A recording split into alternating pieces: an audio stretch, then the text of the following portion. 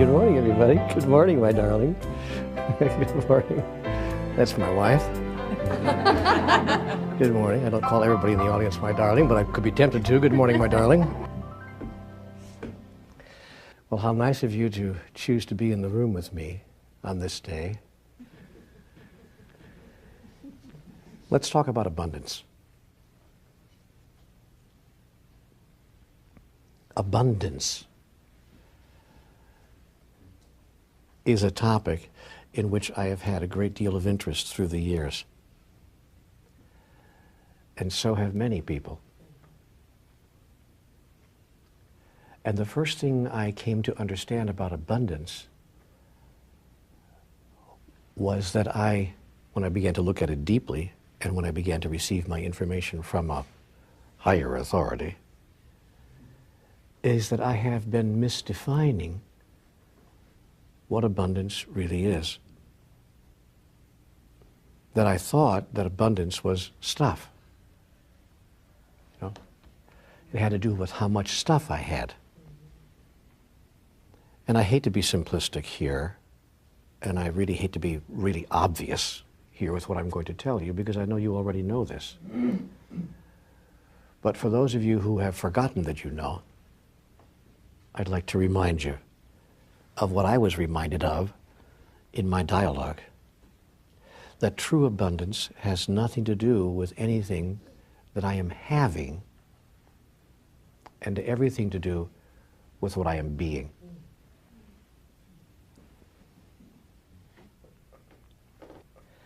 Let me tell you how I wound up in this chair, just to give you a little bit of background on how all of this began. In 1992, I had reached the end of the line for me. In 1992, I had reached a point where I was losing again another committed relationship with a significant other. My career had reached a dead end. My health was falling apart. I mean, nothing was working in my life. And this relationship that I had with my significant other was the one that I knew would last forever. And there it was in front of my face, just disintegrating right in my hands.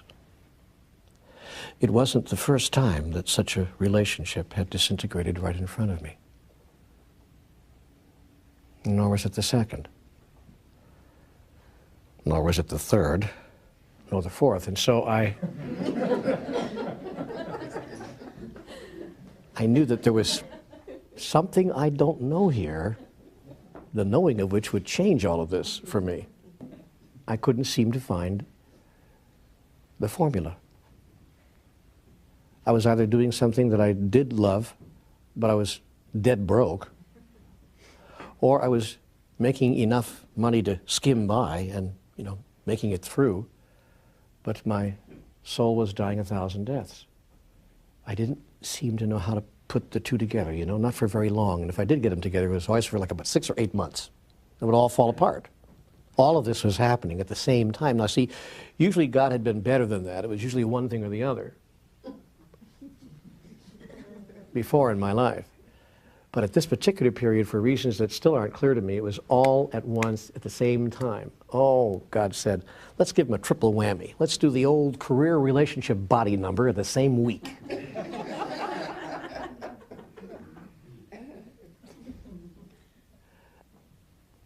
And one night I threw back the covers of the bed because I had awakened in the middle of the night, filled with rage and upset over how my life was. I stormed out into the larger part of the house looking for answers in the middle of the night. I went to where I always went for answers in the middle of the night, but there was nothing decent in the refrigerator that night, so I went to the couch instead. And there I sat on the couch, 4 o'clock in the morning on the couch, stewing in my own juice, as it were. And then I called out to God. I thought, well, I can run around and break up the house, tear apart the dishes or whatever. But I sat there and I called out, God, what does it take? what does it take to make this game work? Somebody tell me the rules. I promise I'll play, just give me the rules, you know. And after you give them to me, don't change them.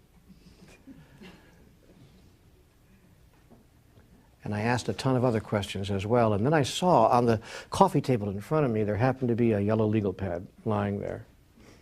There was a pen next to it, so I picked it up, flicked on a lamp, and I began to write my anger out. You know?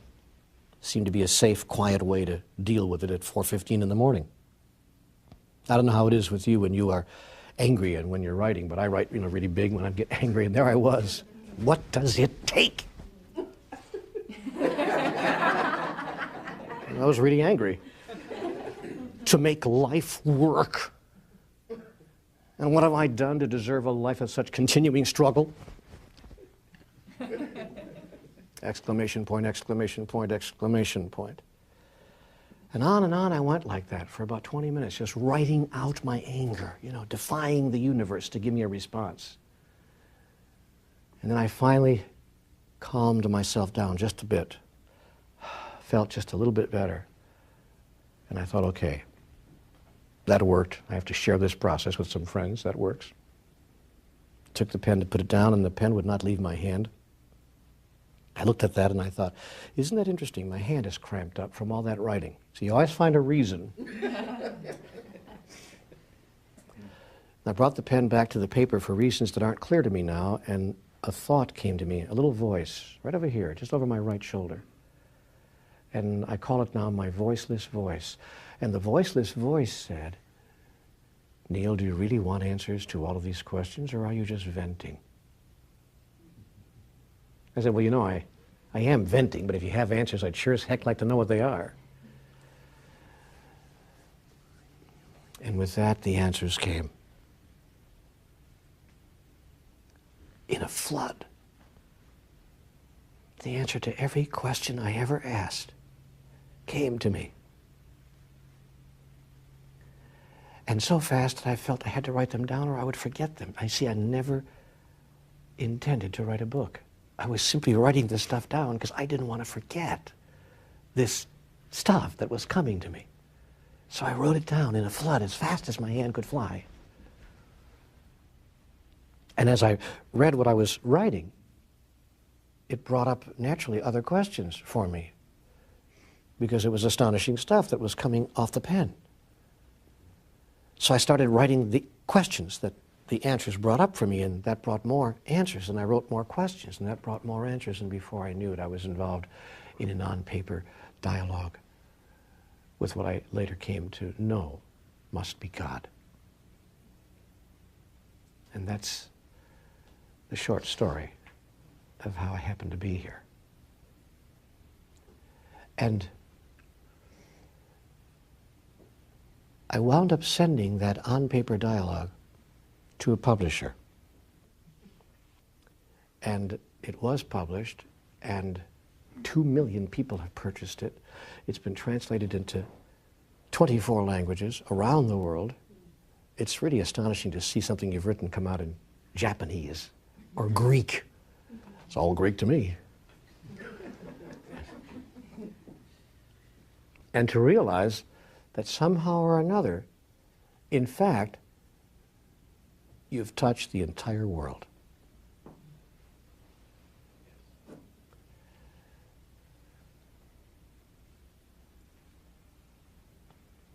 So that's how I got to be sitting here in the front of the room. I'm very clear now that I was called on to be a messenger. I'm very clear now that in fact that's what I've always been, is a messenger. And that there's no place I can allow myself to be except in the front of the room. Because I have a very important message to share with everyone whose life I touch. And here is the important message I've come to share. All of you are a messenger. And there's no place else that you can allow yourself to be except in the front of the room.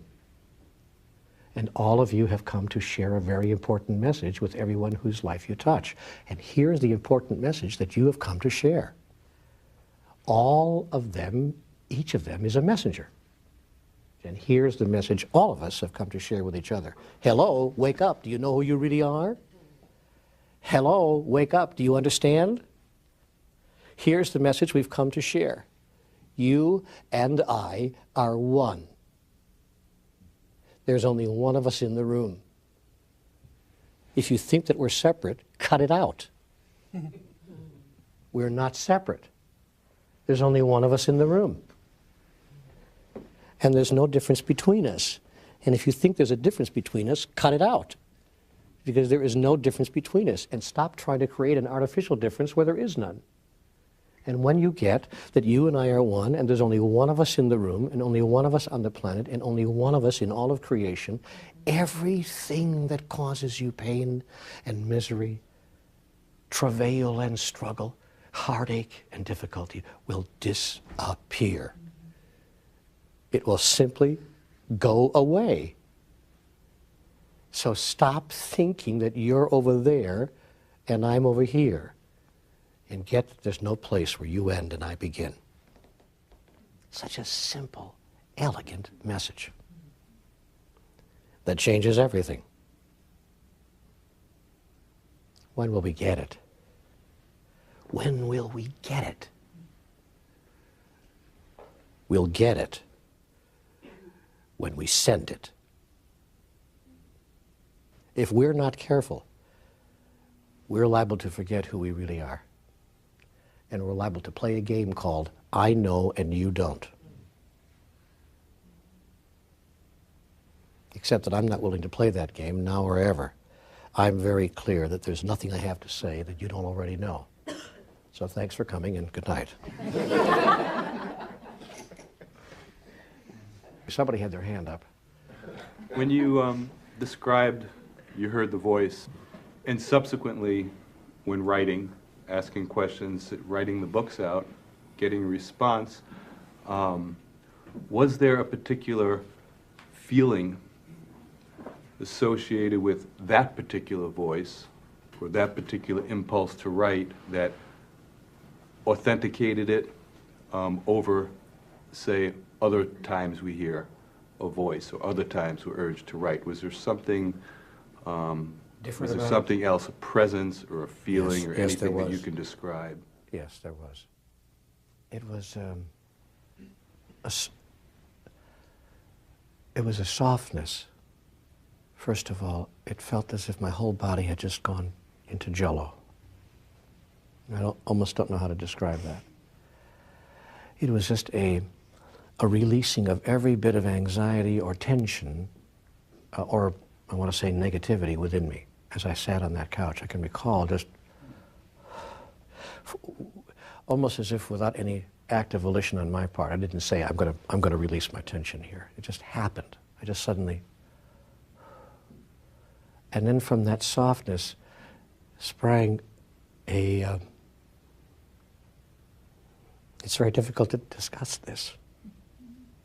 It's a peace and a sense of incomprehensible joy and oneness, a joy that almost brings tears, that kind of a deep, deep joy. And from that first moment, I just sat there and the tears began to flow before I wrote more than 10 words. I can recall the experience of the ink blotting on the page. I was using one of those, felt tip pens. And the ink was running as my tears were flowing.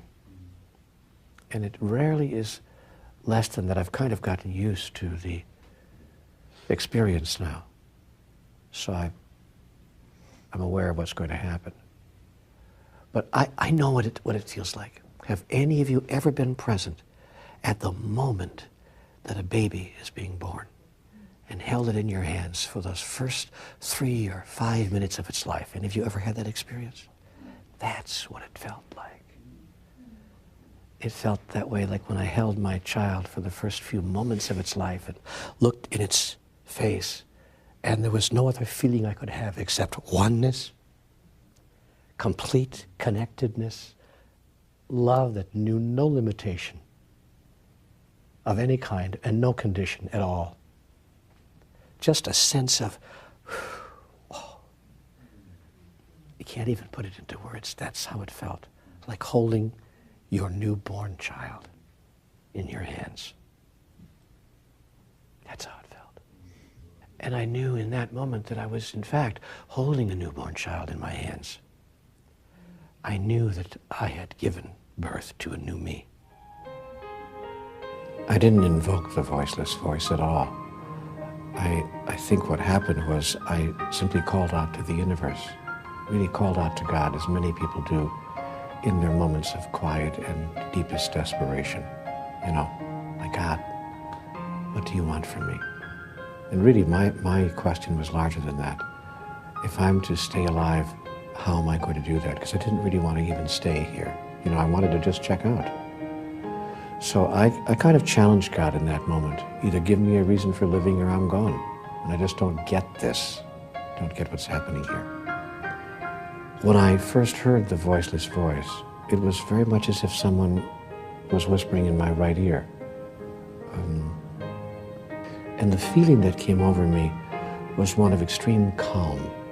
I want to say, becalmed, very much at peace, and filled with kind of an indescribable joy.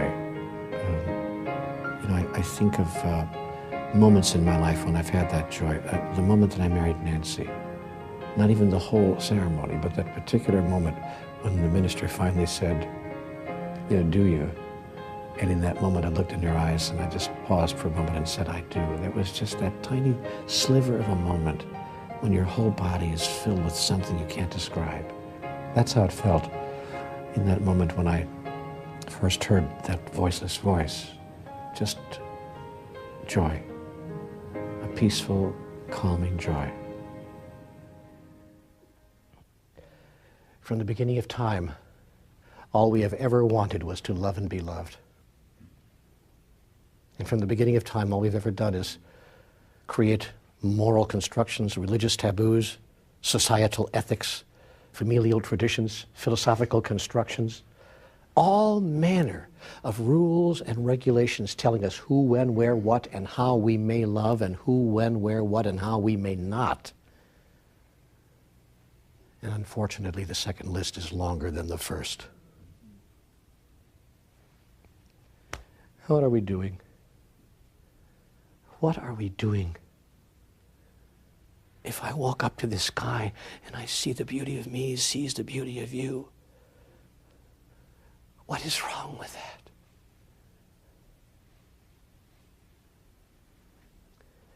Or if I walk up to a stranger and say, I see who you are, how is that not okay?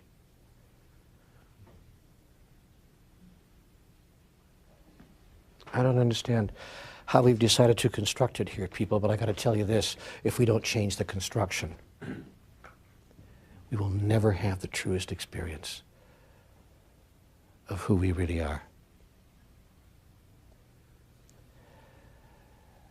I recall sitting in a room full of people a little bit larger than this not too many weeks ago when I was facilitating a retreat in the beautiful mountains of Colorado in Estes Park. And in that room, a person said to me, I wish I could experience abundance. And that was his issue. And he said, you know, I don't make a great deal of money. I have barely enough to get by. I had to, really squeeze the pennies to get here, and so forth. And he said, I've all my life wanted to experience the kind of abundance that I see you, and he pointed to me in the front of the room, experiencing. And I said, well, if you really want to have the experience of abundance, why don't you spend our lunch hour giving abundantly of that which you have to give? And he looked at me, astonishingly enough, and he said, I have nothing to give. He really thought, he wasn't even making that up, he really thought he had nothing to give.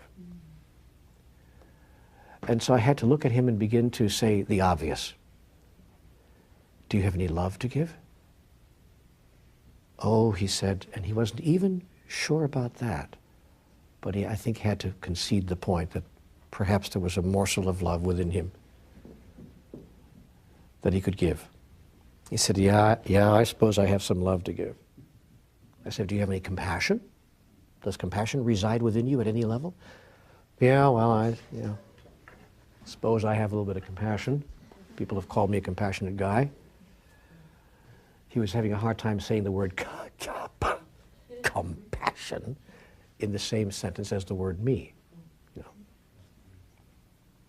But he allowed us to how perhaps he had some of that to give as well. I said, do you have any humor? He said, oh yeah, everybody thinks I have a great sense of humor. I got enough jokes to last for a lifetime. I said, terrific. And we made a list of the things that he had in abundance. But of course, he didn't think that had anything to do with abundance as he was describing it. I said, okay, let's agree that we disagree on our definitions of what is abundance, but let's agree that you do have an abundance of these things. And we could agree on that. I said, great. Now, well, here's what I want you to do. Spend your lunch hour, and I want you to give of these things that you have acknowledged that you do have in abundance. Give of them in profusion. Give more than you ever gave before to everyone whose life you touch while we're on our lunch hour. That's my challenge to you. And he agreed to accept the challenge. And so he went off on the lunch hour, and he began to outpour that of which he had abundantly. On everyone, there were like maybe 600 people at this place. 200 of them were in our retreat and 400 from other places. So there were lots of strangers who didn't know who this guy was or what he was up to. See, so he walked into the cafeteria, and it was like a major confront for him, because it was like, well, my group knows that I'm going to act crazy now. But the rest of these people don't know that I'm now going to act kind of nuts. Because you see, when you give of yourself abundantly, half the world calls that crazy. See, they say you must have something going on with you, something's wrong. People don't act that way, which of course is the problem. People don't act that way. So here he is walking up to people in the cafeteria, and he is sharing abundantly of that which is abundantly his. He's sharing of his love and his good cheer and his humor. He was telling jokes all over the cafeteria. Some folks were laughing, ha, ha, ha, ha, that's pretty funny. And other folks were laughing, ha, ha, ha. Who is this guy? But everyone couldn't help but have a little grin, even those who didn't think his joke was that funny. Couldn't help but grin a bit at this wonderful guy, this Santa, who just showed up in the cafeteria all of a sudden. And he was going around saying wonderful things to people, and one person, as it happened, was not in that good of a mood. And it was his opportunity to show some compassion. And he showed compassion by not telling any more of his bad jokes. But then he sat down next to that person, said, I don't know you, but I'm from this other group that's doing a retreat in the other lodge. Everything okay? Before he knew it, he had become involved in a conversation with God. And he got to express that part of himself. This guy came back from the lunch hour feeling so huge, see, feeling so big. And he said, I can't tell you. I said, how I feel. I said, do you feel abundant now? He said, yes, I do. I feel abundantly wealthy with all these grand parts of me that I haven't really given myself permission to express. That is to say, express, push out. To express, to push out. Hadn't given myself permission to do that. But what was really funny, and here's the trick that the group played on him, while he was at lunch, somebody went to the room and got their hat, and everybody in the room put money in the hat. So that when he got back to the room, the guy had like a lot of money in the hat, because the room just wanted to prove to him, what goes around comes around and all that. It was this incredible in-the-moment experience of the truth. And he just sat there. This grown guy. The tears started to flow. And he had a direct experience of what is eternally so. That which you give to another, you give to yourself. And you can give it in one form, and it will come back in another. But it cannot fail to come back to you because there's only one of us in the room. And his life changed out of his new awareness of what abundance truly is. So the first thing I want to share with you about abundance is get clear what abundance is. And if and when you decide to give abundantly of the grandest part of who you are, with everyone whose life you touch, if you decide to do that, your life will change in 90 days. Maybe 90 minutes, be careful. Because people will suddenly get who you are. See, let me explain to you the difference. Here are two lawyers, and they both have an office on the same block in the same city. They both graduated from the same college, and they both graduated at the top of their class. So they have equal skill levels. It's not about location, because they're both on the same block in the same city. See? Yet one lawyer, lawyer A, is doing fabulously well, and lawyer B, just a few feet down the block, is not doing so well. What's that about? What's happening there? What causes one person to be the thing we call successful and another person not, given everything else being equal? What's happening there? Lawyer A is very clear. Plumber A is very clear. Dr. A is very clear. It's not about what he's doing.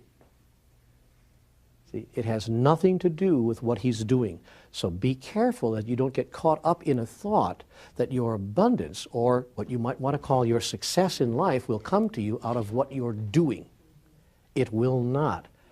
And if you haven't learned that, life will teach you that, because you'll do all this stuff. So you'll be doing this and doing that and doing this and doing that and doing this and doing that, and just wind up with a great big pile of doo-doo. And you'll wonder, how did I create this pile of doo-doo here? I was, I did all the right things. And then it will dawn on you, oh, I get it. It has nothing to do with what I'm doing. But that isn't the connection. That isn't how all this good stuff that I think is going to flow to me is going to flow to me. And then we see another person down the street who appears to be doing nothing. And abundance is just flowing down upon him. Just you can't push it away fast enough.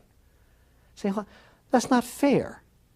How does he get to have all that? He's not doing anything, which is, of course, precisely the secret. He's not doing a damn thing. I mean to say, and I chose my words very carefully there, he's not doing a damned thing. And we've been spending our lives running around doing all these damned things.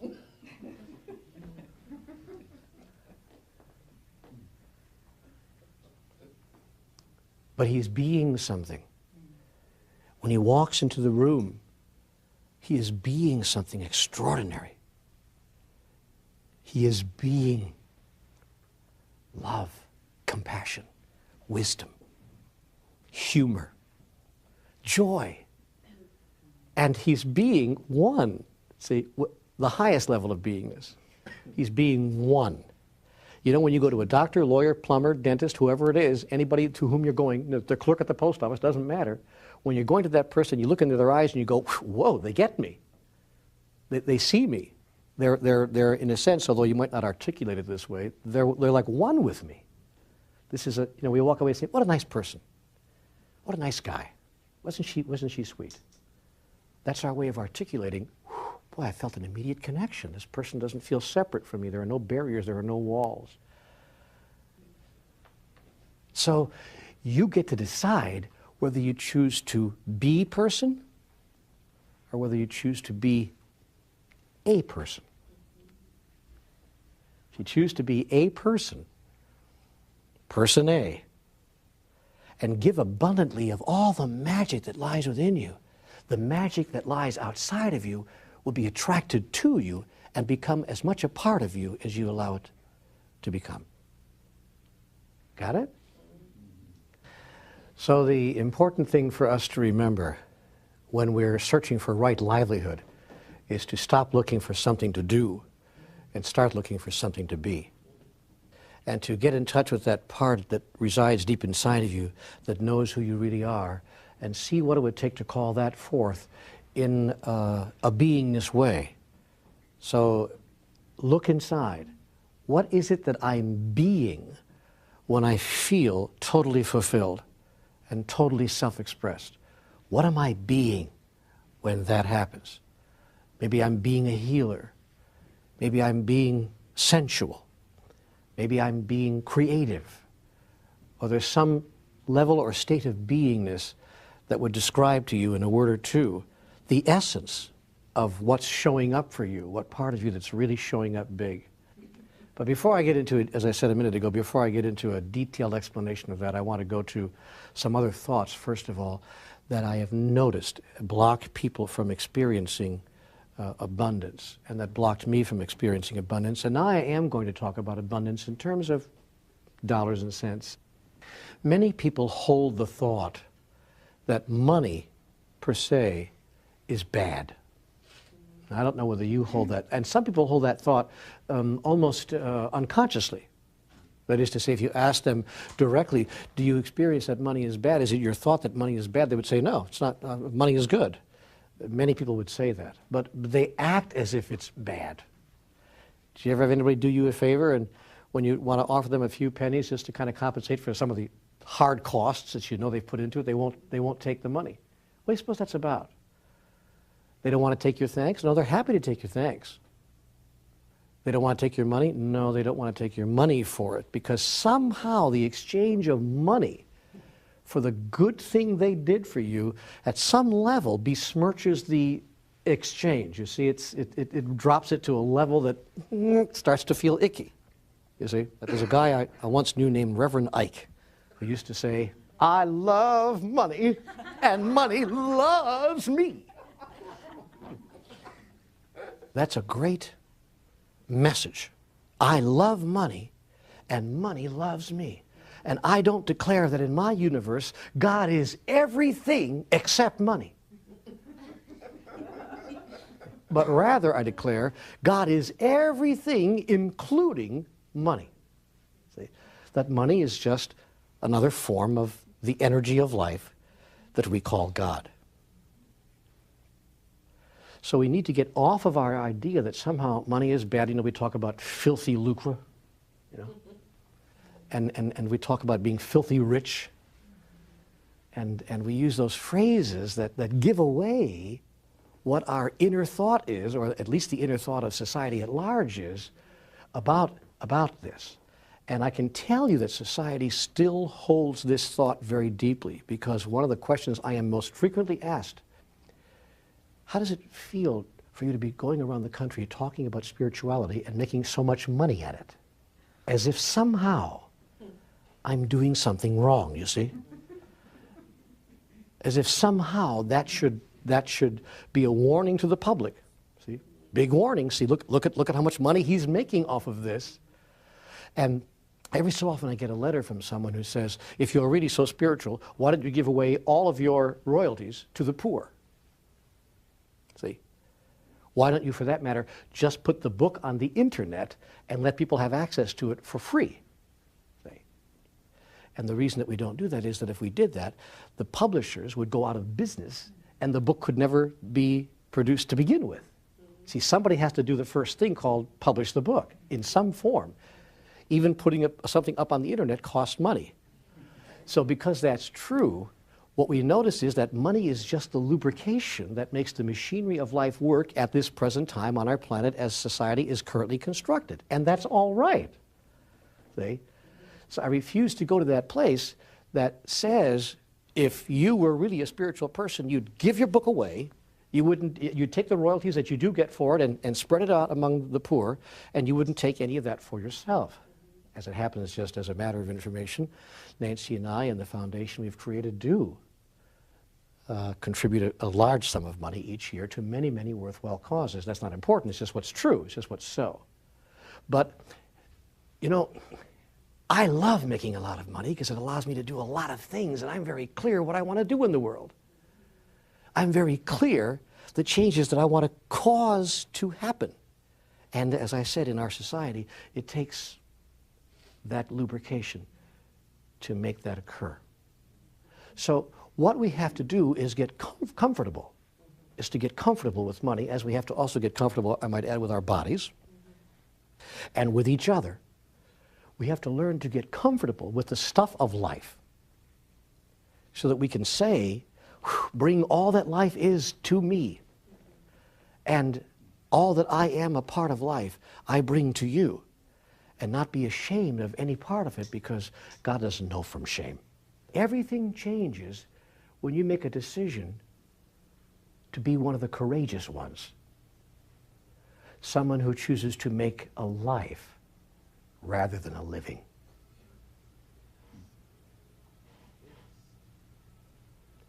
And that's when your whole experience shifts. You create a shift beyond belief when you change your thought about what you're up to here. When you decide, in fact, to make a life rather than a living. And that shift is so enormous that everything is altered in your experience, including your experience of money. And make no mistake about it, this is possible. I'm here to tell you that shift happens.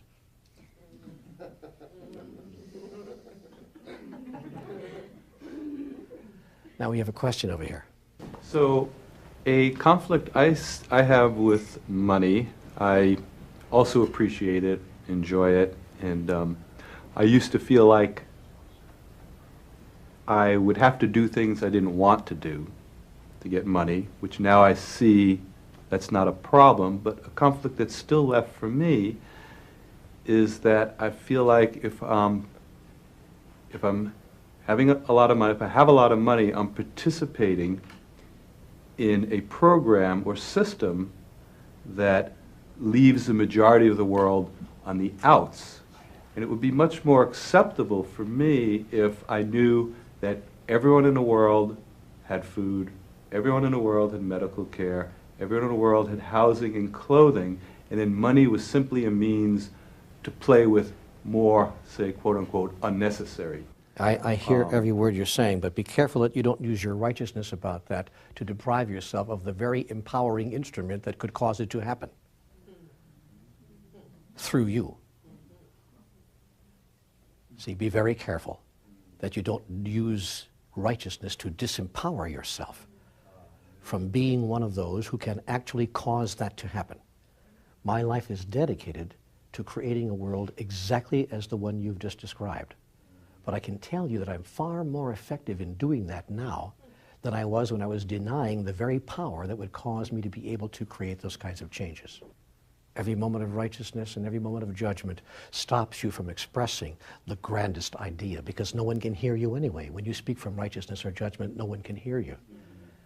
Not only then do you push away the power that would cause you to be able to create it, you push away the people that could even bestow on you that power, because no one gets righteousness, not even those you are trying to help. You know, one of the biggest traps of the human experience is righteousness. And sometimes we feel we have what I want to call a right to be righteous. I mean, we really feel that we have a real firm grasp on right and wrong in this particular situation, whatever that might be. And we might.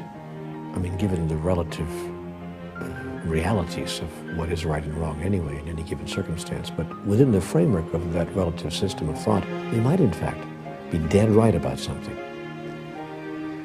It's a very dangerous place to be, though, because righteousness can block effective action more quickly than just about any other kind of attitude or experience.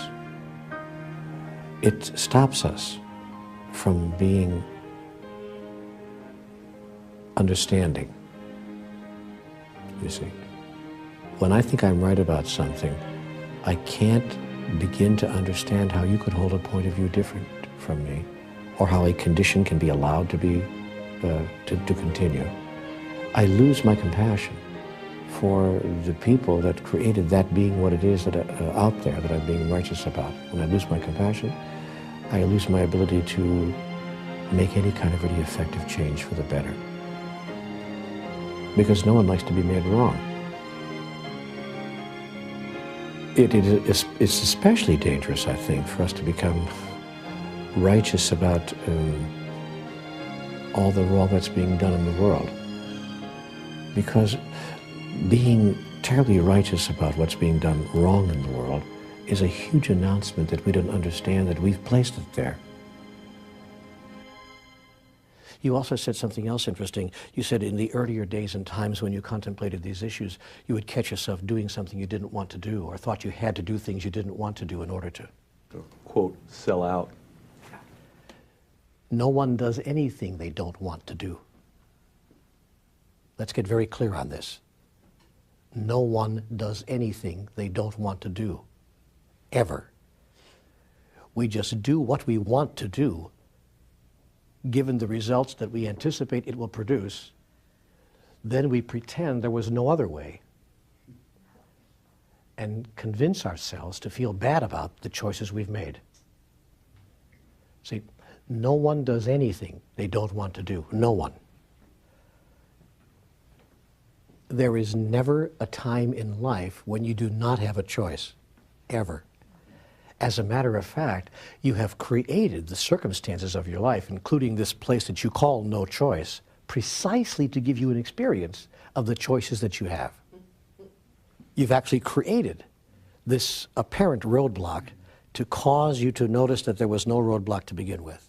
And some of you will notice that, and most people will not. And they will allow themselves to live the rest of their lives imagining that they had no choice.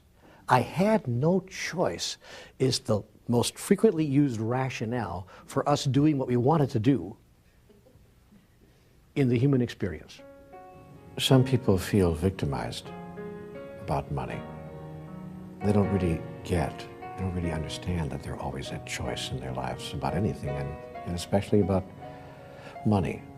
It seems to some people that they are at the whim and whimsy of, the winds of fortune, to use perhaps a well-chosen phrase, or the winds of misfortune, as the case may be, and they see really no connection between their monetary situation in life and their consciousness, the level of their consciousness.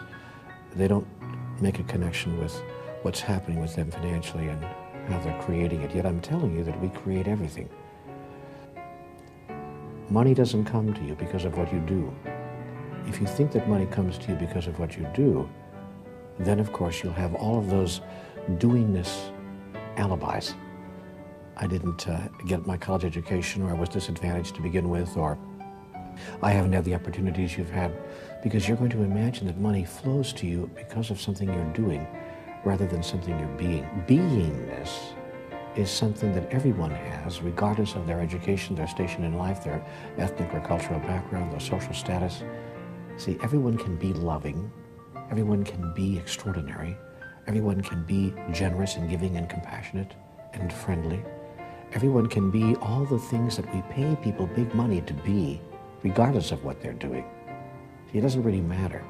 The lawyers that make the most money, the doctors that make the most money, the ministers that make the most money, the paper boys that make the most money, are the paper boys that show up with an enormous smile on their face, a huge open heart to everyone whose life they touch.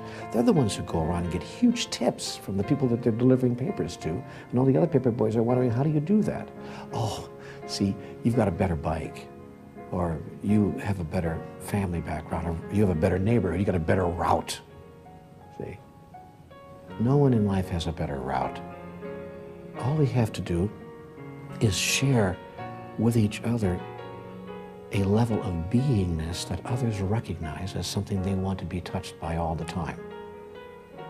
And if we're willing to do that, it doesn't matter what our doingness in life is. We can be plumbers, paper boys, street cleaners, or corporate presidents.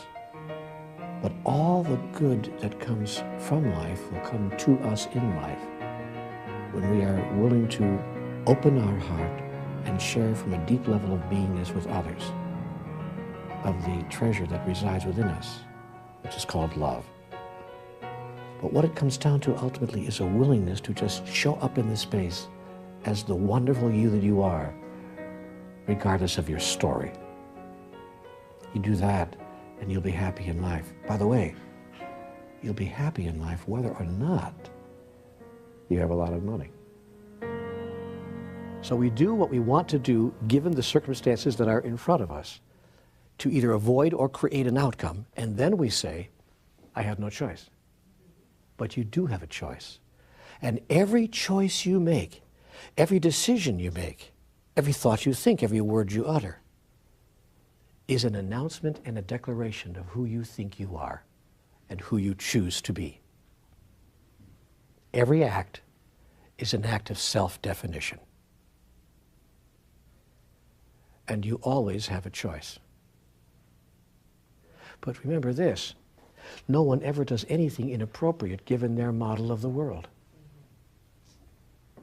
So not only are you always given a choice, you are always making a choice, and you're always making the choice that you think will best produce or avoid the outcome that will cause you to assist yourself in defining who you really are. That's what you're up to. Now, you may not articulate it in that way, but I assure you that's what the human soul is up to. And when you begin to see it that way, when you begin to frame it in that way, you see life in a whole different way, and you imagine life to be a grand adventure, because suddenly it becomes an extraordinary adventure, an adventure in self-creation.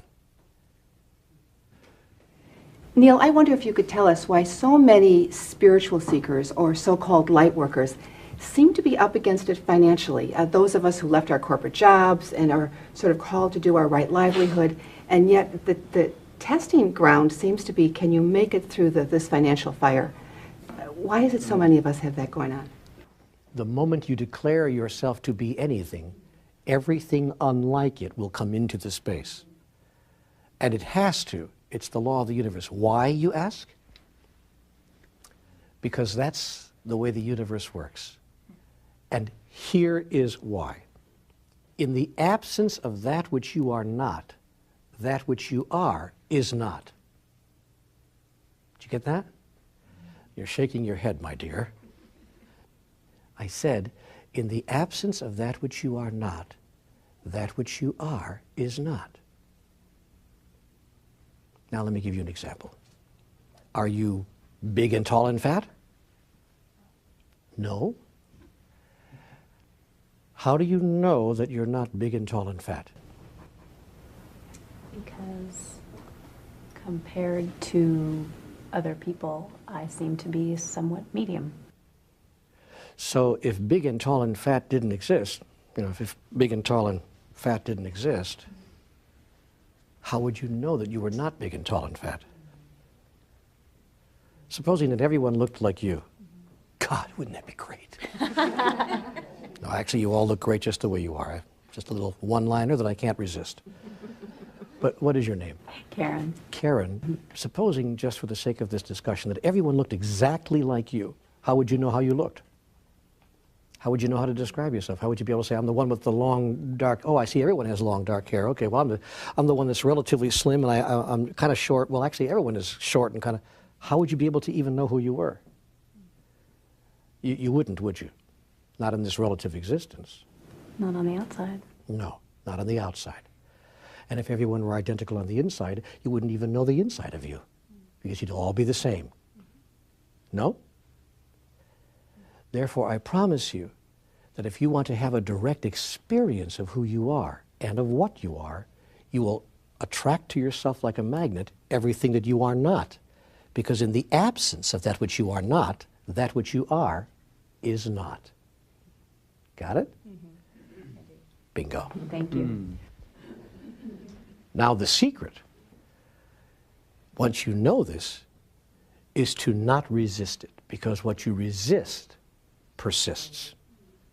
And what you look at disappears. What you hold and embrace, you make your own.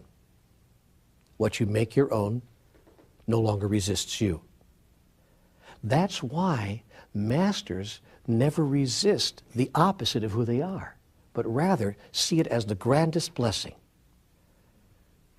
Bring on the opposite. Bring on that which I am not, for I will not only welcome that which I am not, I will merge and become so much a part of it that it will bless that which I am and cause it to have grand expression. See, all the universe is a field. Some people call it a morphic field. I call it a field of experience, a field of expression, life expressing life itself.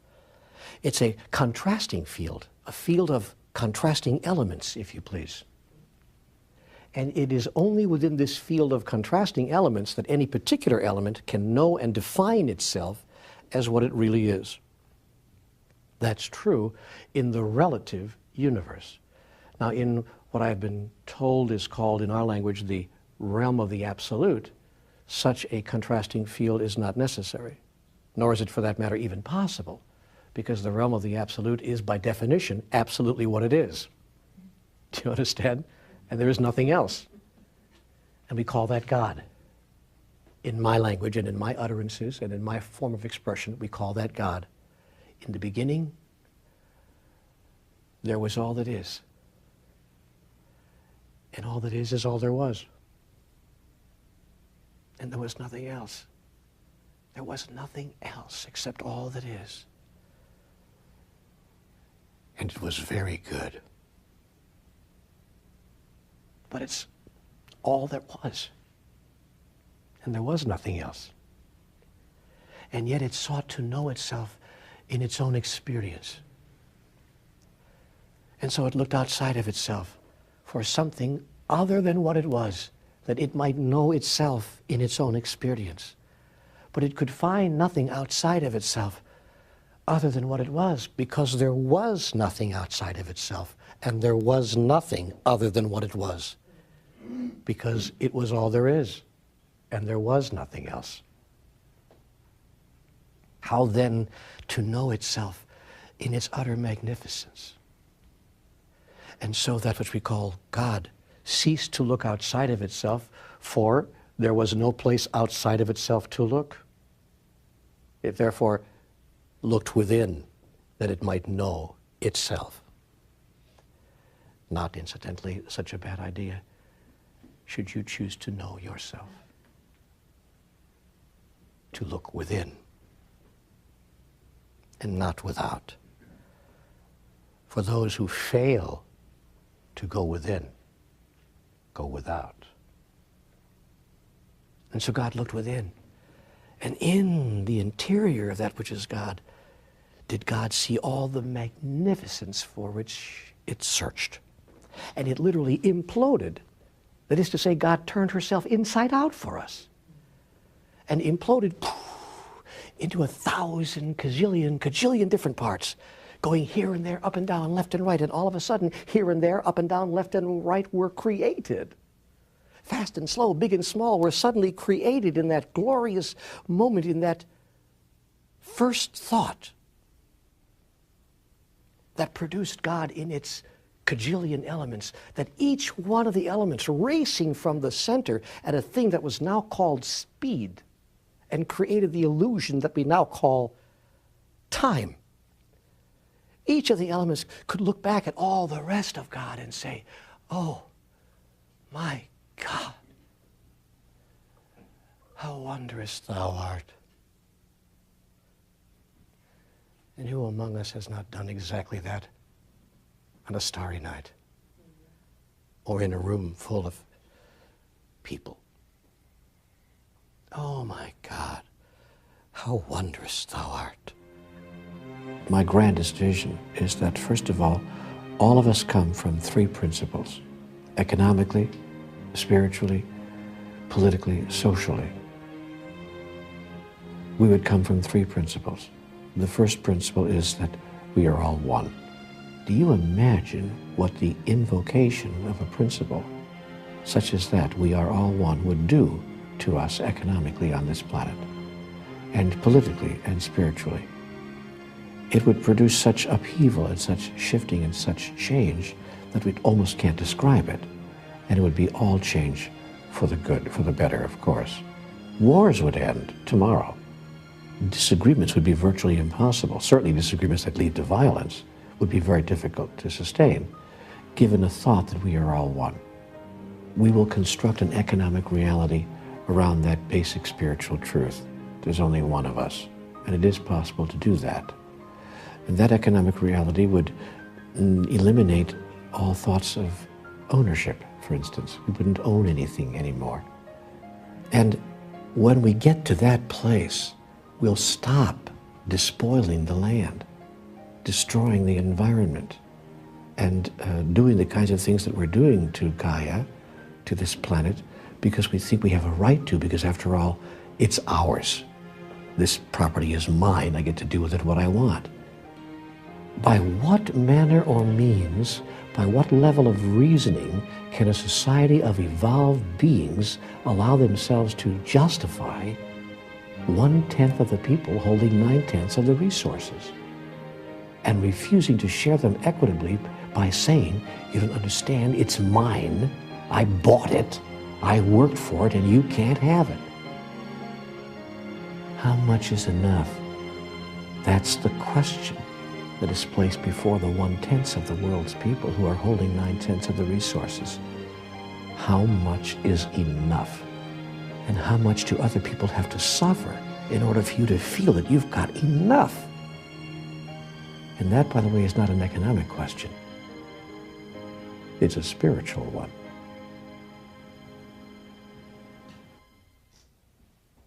And so, that which is the collective called God leaves it up to the individual elements of God to remind each other.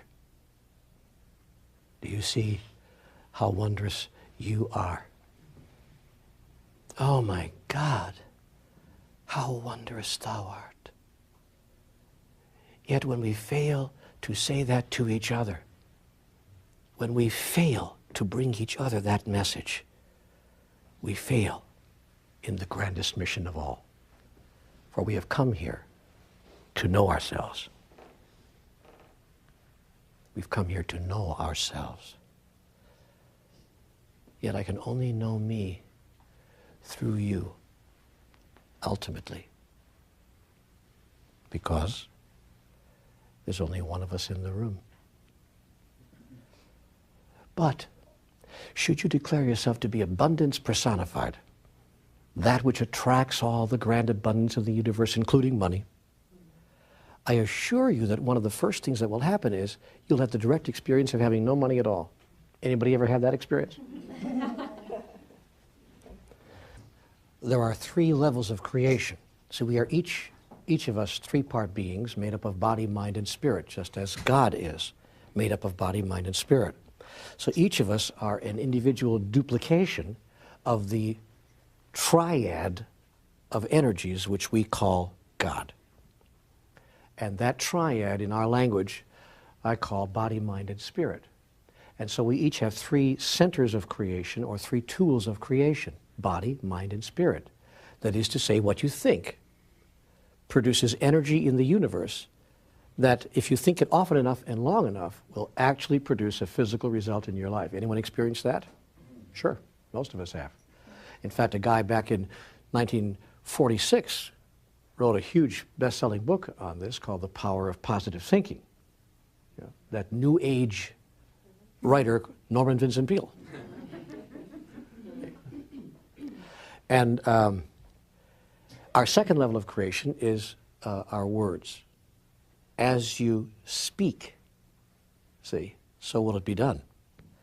And so your word is really a form of energy. You're actually producing energy in the room with what you say. And that energy is creative. You say something often enough, loudly enough, and I promise you it will come to pass. If 2 or more start saying the same thing, I assure you it will come to pass. And when a whole group of people start saying the same thing, it cannot help but come to pass. This is called group consciousness, and it's, by the way, why the world is the way it is. Because our collective consciousness has not allowed itself to be raised to the level of the individual consciousnesses of many of us. So our job is to raise the what? Collective consciousness. Now, our actions, of course, are the third level of creation, that which we do with this huge, huge collection of energy called our body.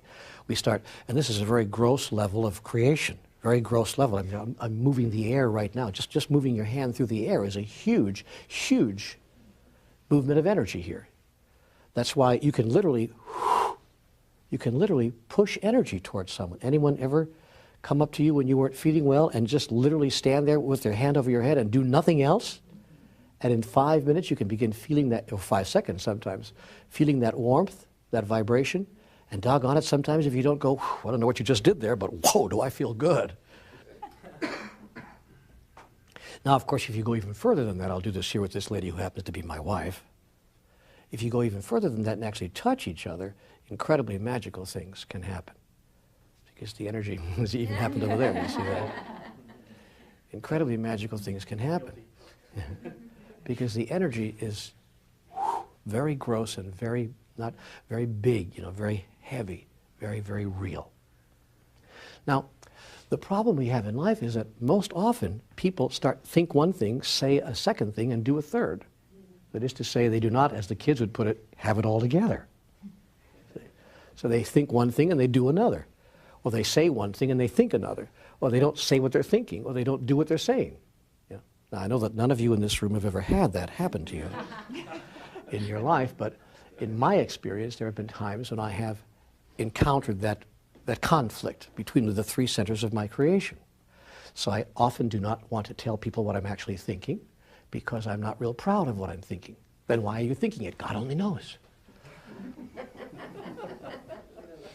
See? Or sometimes, lately I've started to monitor my thoughts, and I've started to, when I get a thought in there that I no longer choose, that's not really who I am, I don't give it a second thought. See? I literally don't give it a second thought. I just throw it out.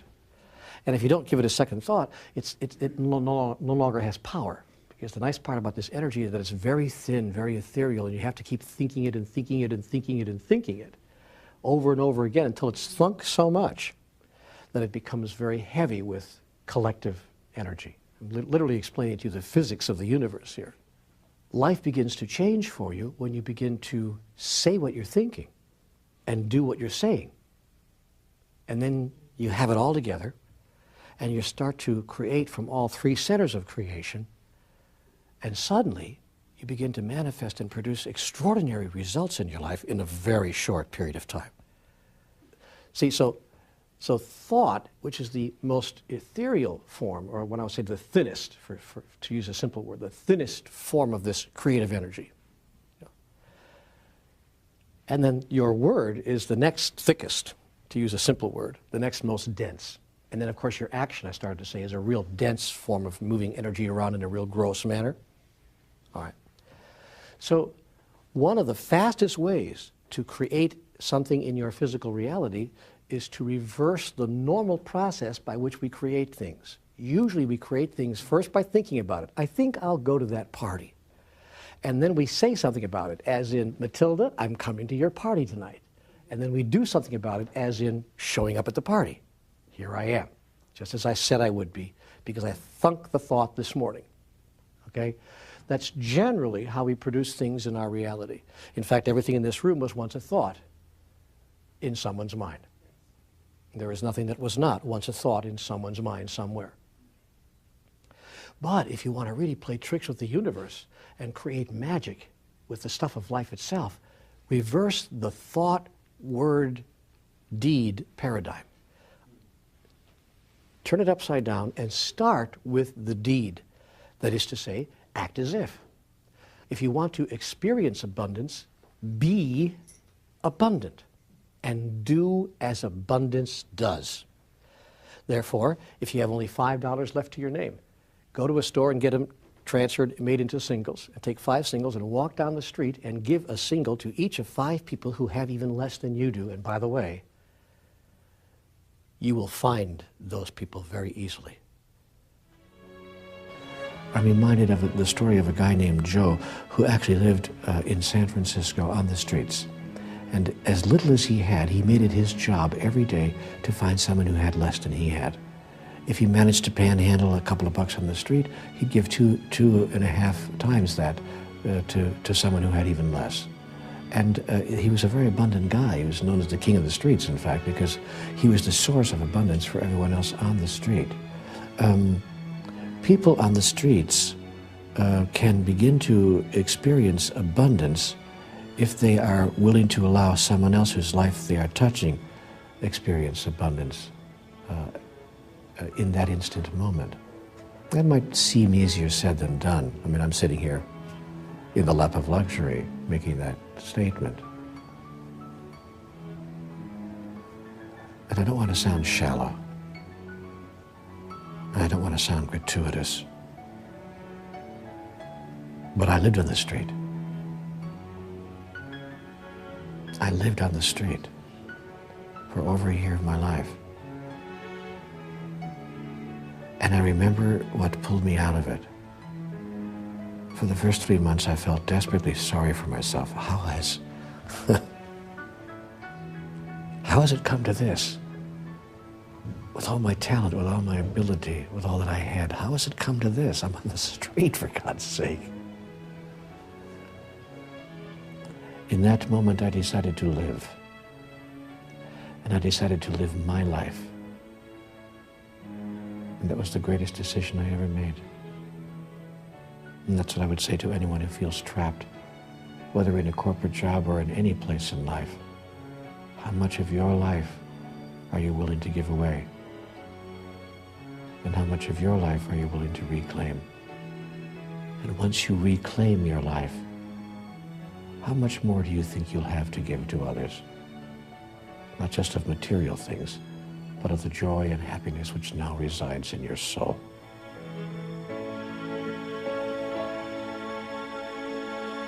You will always find in your experience someone who has less than you, no matter how little you think you have. Not because the world is such a terrible place, but because you will create it in your reality in order to give yourself the experience I'm talking about. So you'll walk down the street and you'll see this. Now, by the way, when you see this person who has less, don't feel sorry for them. Get that you put them there. See? Otherwise, you'll see that little soul and you'll start to have pity on that soul. Do not come from pity with anyone. Come from caring. Come from love. But get clear that love is not pity. As a matter of fact, pity is about as far from love as you can get. So do not come from pity, but come from compassion. Compassion says in your mind, oh, there's a person who thinks they don't have what they could have in life. There's a person who still is caught in a belief system that creates a construction around their reality that's other than my own and other than the ultimate truth. And have that compassion, but never have pity. And so you walk down the street and you give the last of your $5 away. Now what happens there? What's going on? You've reversed the thought, word, deed paradigm. You're now doing what the person who comes from abundance would do. And you begin giving away what an hour before you made that decision you couldn't imagine giving away because you thought you didn't have enough. But now you're clear that you have more than enough. So much more that you choose to give it to others. Now, as you're giving this away, you're creating in your body, which is a very gross level of energy, an experience. The body is noticing cellularly, oh my gosh, I'm giving this money away. Look at this, I'm even letting it go. It's kind of like in church on Sunday morning. See, you know what your thought about your money is when the basket comes around in church on Sunday morning and you start pulling out those dollar bills. I'm giving a whole $1. Did you see this, Mildred? Put it in the basket there. Wow, great sermon this morning. I'll make it 5. Wow, big sermon, you know. See, pull out a 20. Get your checkbook out and write 100. Let your church know how important it is to you.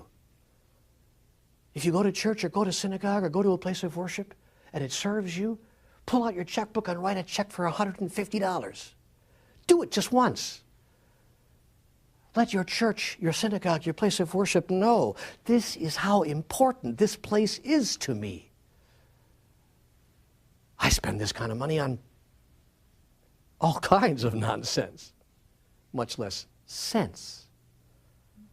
I spend this money on nonsense.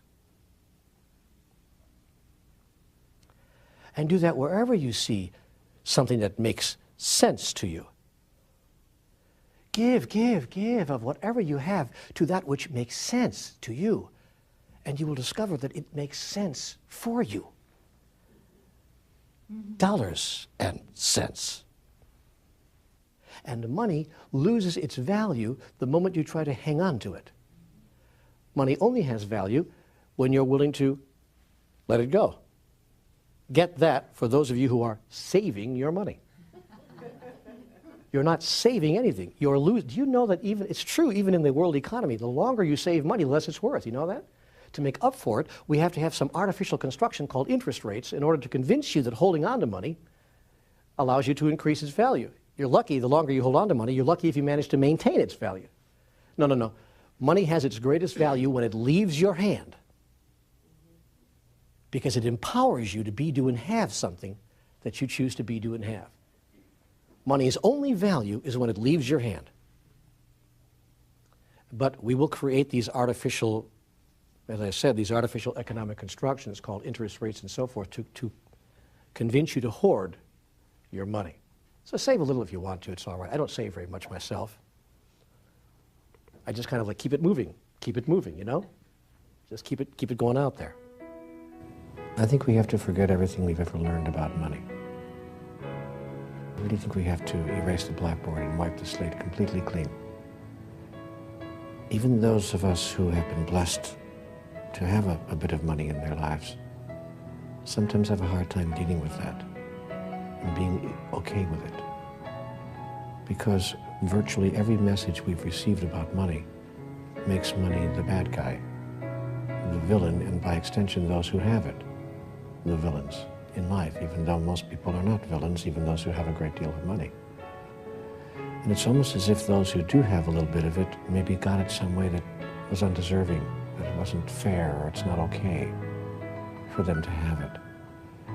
So there's a huge myth about money. I call it the money myth.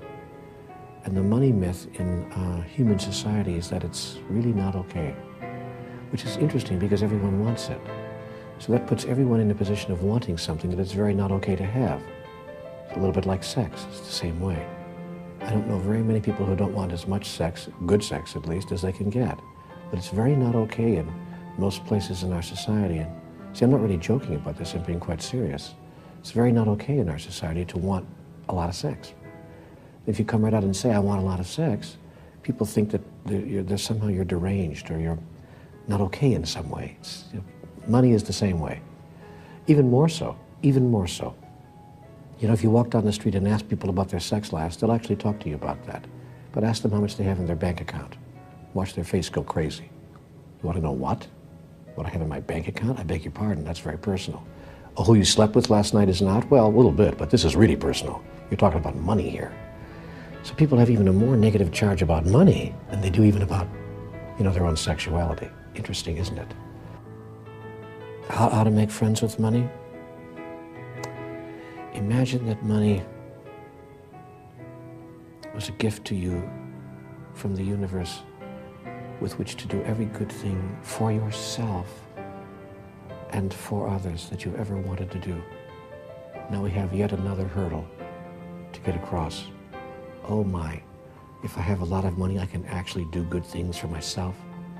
I can actually go out and buy a very expensive Italian suit or $550 Italian shoes.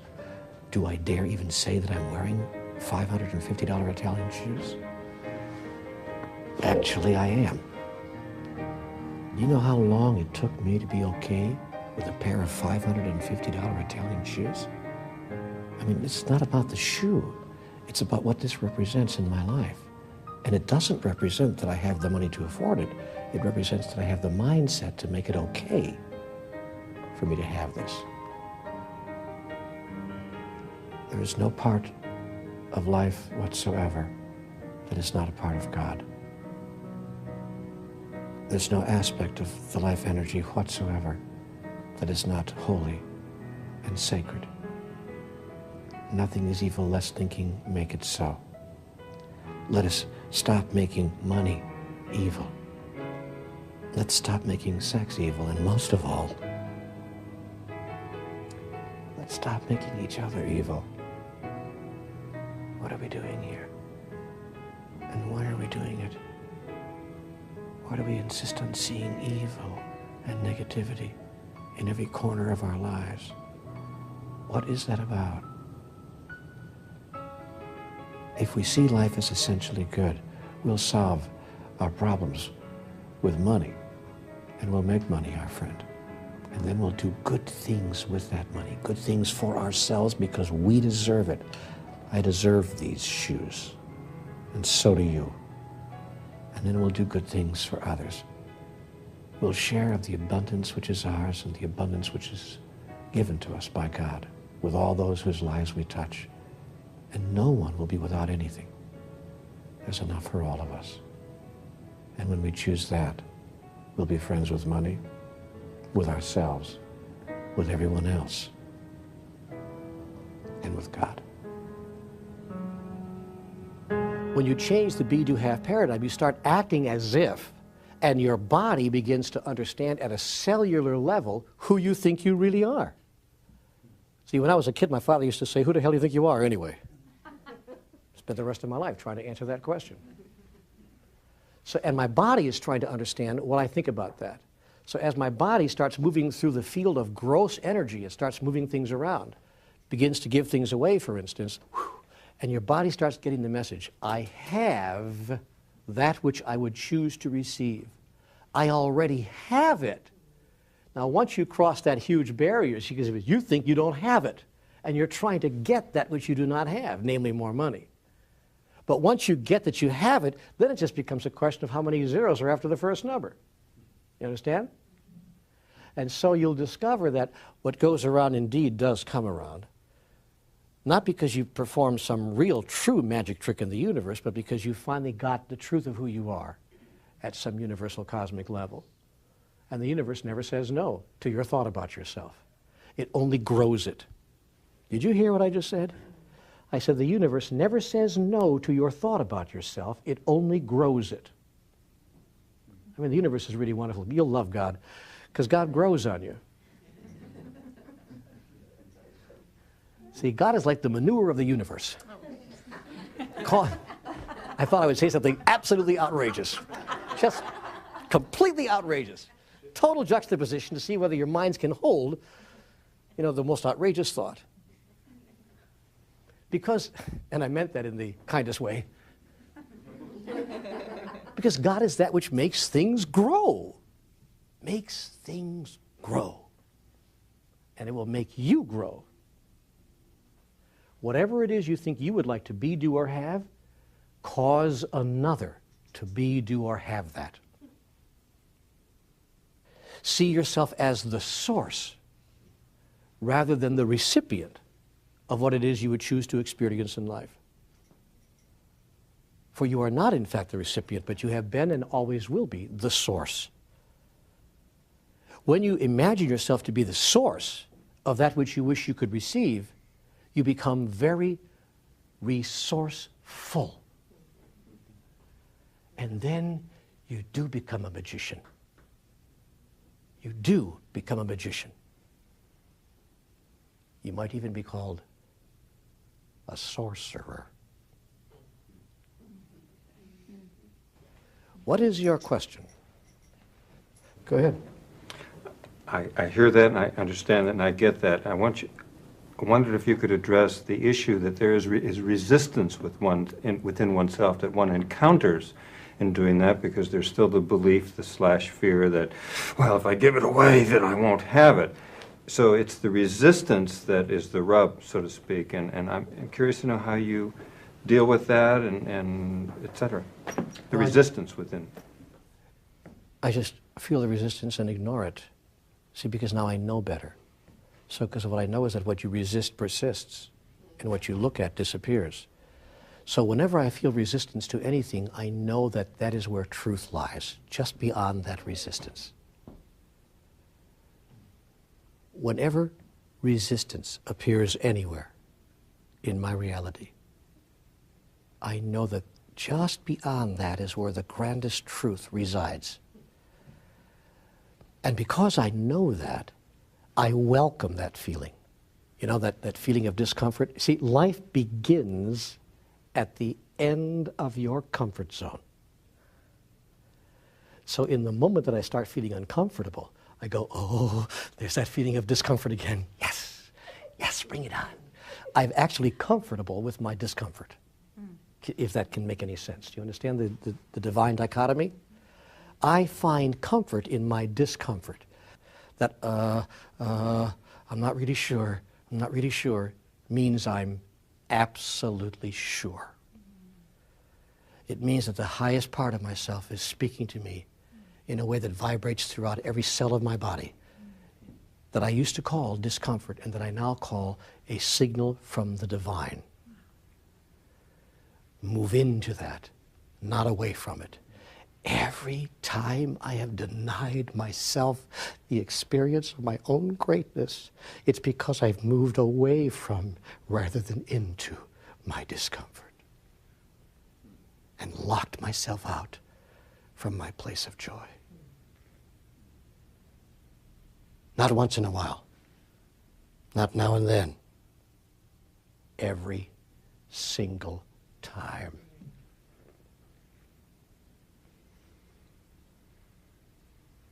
Capiche? Thank you.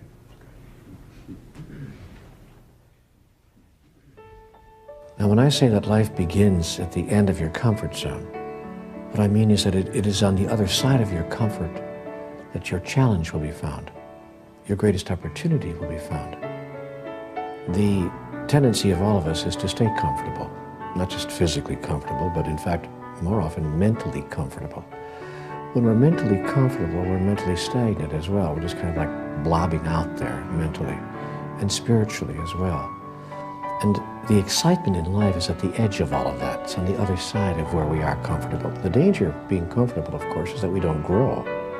We learn nothing, and we do not expand at all. So I always look to see what is making me uncomfortable, and I move into that, because it is what's making me uncomfortable that will ultimately make me larger and cause me to grow and become a bigger version of myself, a bigger version of who I am. Therefore, in my life, anything that makes me uncomfortable, I take a closer look at. The point I'm trying to make is that in my life, I've learned to look at whatever makes me uncomfortable and then to move into more of the experience of that, because there's probably something there that I want to heal, or at the very least take a close exploration of, to see whether it's, here I go again, serving me to be discomforted by that. So when I say that life begins at the end of your comfort zone, I really mean that. On this side of our comfort zone is not real life, but kind of a slow death. I think people should be uncomfortable at least 6 times a day. And if you're not, do something that makes yourself uncomfortable. Give a speech, sing a song, dance a dance.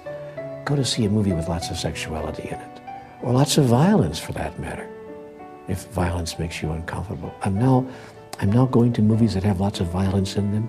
I'm allowing myself to experience the discomfort, and now I can speak out against that kind of violence in movies, that kind of gratuitous violence in movies, and become a real avid spokesman about that, you see?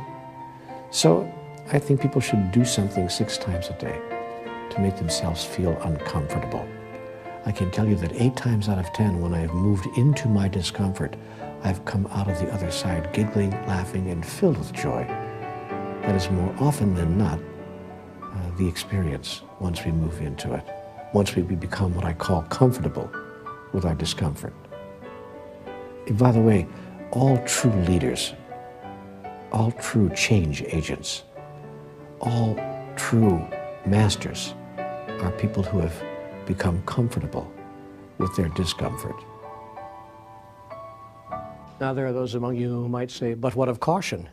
To which I say, throw caution to the wind. What can you lose but everything? And until you're willing to lose it all, you cannot have it all. Because you think it's about holding on to what it is you now have got. And that which you hold on to will slip through your fingers. Yet that which you let go will come back to you sevenfold. Because you're holding on to something dearly, for dear life, is the grandest announcement that you think that you are separate from everyone else. See, I'm over here, and you're over there, and I've got this stuff, and I've got to hold on to it. But your letting go is the grandest announcement that you're clear, that there's no place where you end and where I begin. Therefore, in a very real sense, when I let go of it to you, I give it back to myself. Therefore, these 3 words to always remember. Have these words tattooed on your left wrist. Be the source. Be the source of that which you would choose for another.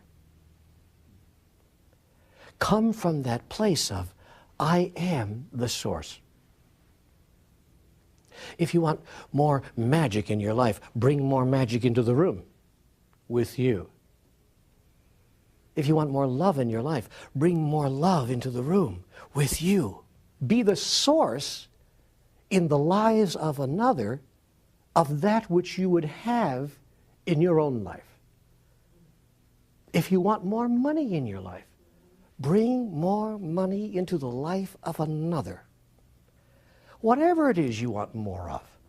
If you want more compassion in your life, if you want more wisdom in your life, be the source of wisdom in the life of another. And through this process and the process of beingness, the process of being who you really are, you will bring yourself the experience of right livelihood virtually overnight. And the world will shower upon you all the rewards for which you reached in vain for so many years. So allow your doingness to spring from your place of beingness.